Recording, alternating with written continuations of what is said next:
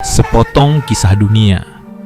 Pada suatu malam bersalju di tahun 2003, di balik dinding bata merah sebuah asrama tua di Harvard, seorang pemuda bernama Mark Zuckerberg duduk sendirian di depan layar komputernya.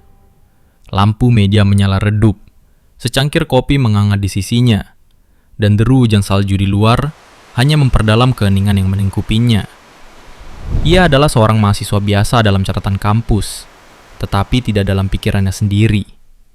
Sejak remaja, Mark telah jatuh cinta pada bahasa mesin, mengetik baris-baris kode seperti menulis puisi rahasia kepada dunia. Namun malam itu, bukan sekadar kode yang mengusik pikirannya, melainkan sebuah pertanyaan sederhana namun tajam. Mengapa tidak ada cara yang lebih mudah untuk mengenal teman-teman di kampus ini? Pertanyaan itu menyalakan sesuatu dalam dirinya. Ia mulai menulis kode, mencoba sesuatu yang iseng namun cerdas. Lahirlah FaceMesh, sebuah situs yang memperbandingkan foto mahasiswa secara anonim. Proyek kecil ini langsung menuai kontroversi. Dianggap melanggar privasi, bahkan sempat membuatnya berurusan dengan pihak kampus. Tapi dari kegaduhan itu, ada satu fakta yang tak terbantahkan. Orang sangat tertarik melihat, mengenal, dan menilai satu sama lain secara daring.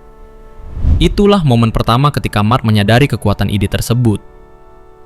Beberapa bulan kemudian, pada tanggal 4 Februari 2004, dari kamar kecil yang sama, ia meluncurkan sebuah situs baru, thefacebook.com.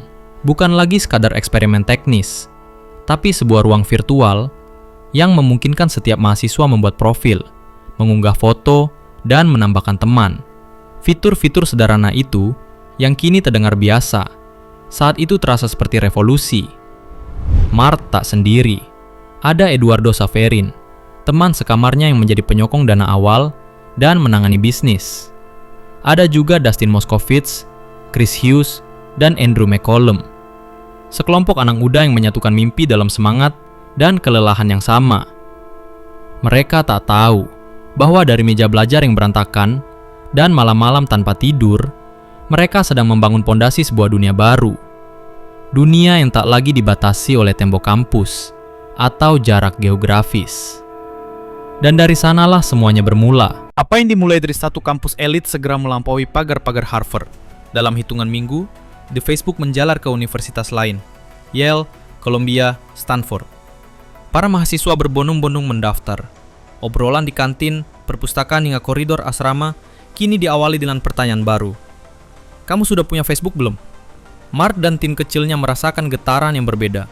Ini bukan hanya aplikasi, ini adalah fenomena.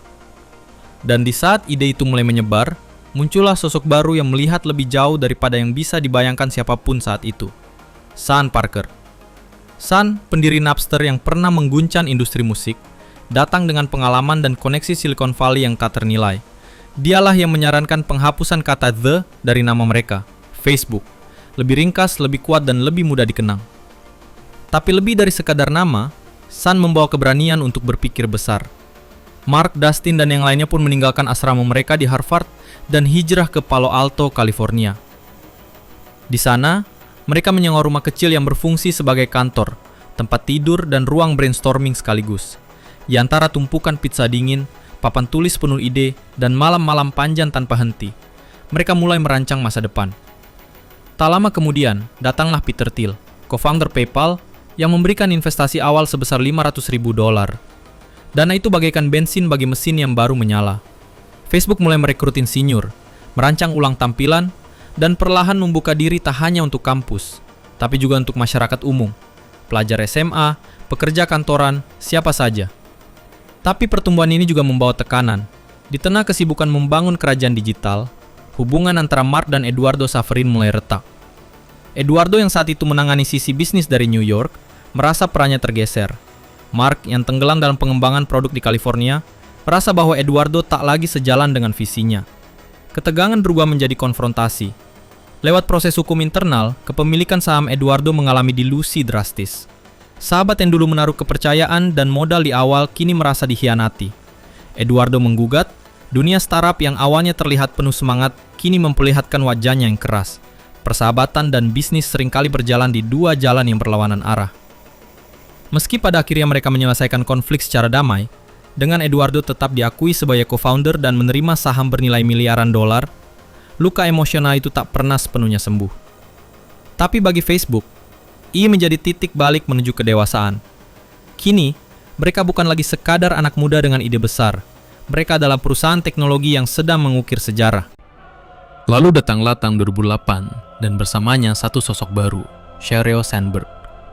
Mantan eksekutif Google ini direkrut sebagai Chief Operating Officer, dan kehadirannya mengubah Facebook dari dalam. Sheryl membawa sistem, strategi, dan kedisiplinan ke dalam perusahaan yang sebelumnya bergerak dengan semangat hacker. Di bawah kepemimpinannya, Facebook membangun sistem iklan digital paling canggih di dunia. Dengan memanfaatkan data pengguna, mereka mampu menargetkan iklan secara presisi, membuka jalan bagi miliaran dolar pemasukan. Bagi pengiklan, Facebook bukan lagi sekedar media sosial, ia adalah panggung utama untuk menjangkau dunia.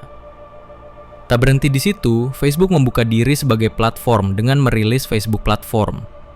Pengembang pihak ketiga mulai membanjiri situs dengan aplikasi viral, Farmville, Mafia Wars, dan kuis-kuis yang mendominasi lini masa.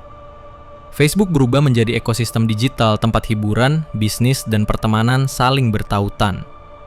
Lalu datanglah gelombang akuisisi yang memperkuat dominasi mereka. Instagram tahun 2012 dibeli seharga $1 miliar, menjadikan Facebook raja di ranah berbagi foto. WhatsApp dan 2014 dibeli seharga $19 miliar, memperkuat jaringan komunikasi pribadi global. Oculus VR 2014 menandai langkah pertama ke arah realitas virtual. Facebook telah tumbuh menjadi lebih dari sekadar situs. Ia adalah imperium digital. Namun, seperti semua kerajaan besar dalam sejarah, kejayaan juga datang bersama badai. Tahun-tahun berikutnya mulai menunjukkan bahwa pengaruh yang besar juga membawa tanggung jawab yang berat. Tahun 2018, kasus Cambridge Analytica mengguncang dunia. Informasi pribadi puluhan juta pengguna Facebook dilaporkan disalahgunakan untuk kepentingan politik, bahkan memengaruhi hasil pemilu. Mark Zuckerberg harus bersaksi di depan Kongres. Kepercayaan publik goyah. Facebook mulai terlihat bukan hanya sebagai ruang sosial, tapi juga sebagai alat kekuasaan yang bisa digunakan atau disalahgunakan. Bersamaan dengan itu, muncul isu-isu lain, penyebaran hoax, polarisasi sosial, pengaruh terhadap kesehatan mental remaja, dan tekanan akan moderasi konten. Facebook berusaha menanggapi dengan memperkuat sistem keamanan, menambah tim moderasi, dan mengembangkan AI pendeteksi pelanggaran. Tapi pertanyaannya tetap, bisakah sebuah platform sebesar ini tetap menjaga kepercayaan? Dalam diam, Facebook mulai merumuskan arah baru. Dunia digital sedang berubah. Orang tak lagi hanya mencari koneksi, mereka mencari pengalaman. Dan di titik inilah, Mark kembali bertanya, seperti malam di Harvard dulu, tentang masa depan hubungan manusia. Pada bulan Oktober 2021, di tengah tekanan global dan berbagai pertanyaan tentang masa depan dunia digital, Mark Zuckerberg berdiri di atas panggung virtual dan mengumumkan sesuatu yang mengejutkan dunia. Facebook Incorporation resmi berganti nama menjadi Meta Platform Incorporation. Itu bukan sekadar pergantian nama. Bagi Mark, ini adalah deklarasi visi, sebuah cara untuk mengatakan kepada dunia bahwa perusahaan yang ia mulai dari kamar asrama itu kini telah tumbuh jauh melampaui akar-akarnya.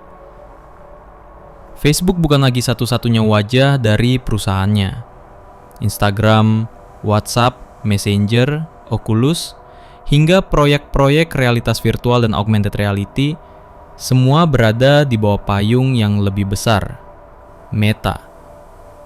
Mark menyebut arah baru ini sebagai Metaverse, sebuah ruang digital 3 dimensi yang akan menjadi cermin dari dunia nyata.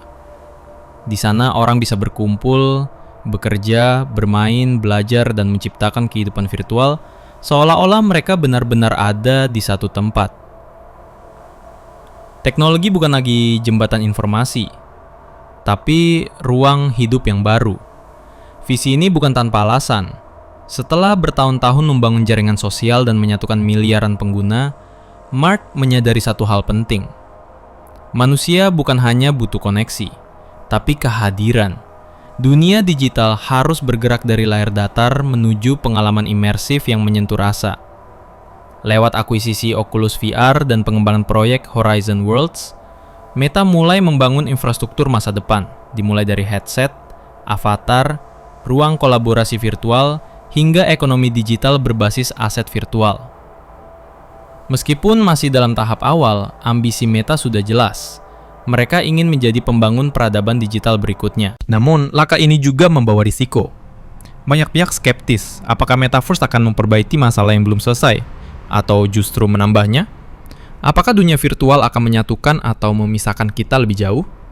Dan apakah manusia siap untuk hidup di dua realitas sekaligus? Mark dan timnya menyadari bahwa mereka sedang menulis bab baru dari sejarah yang belum pernah ditulis siapapun sebelumnya. Ini bukan hanya tentang teknologi, tapi tentang filosofi hubungan manusia di era digital.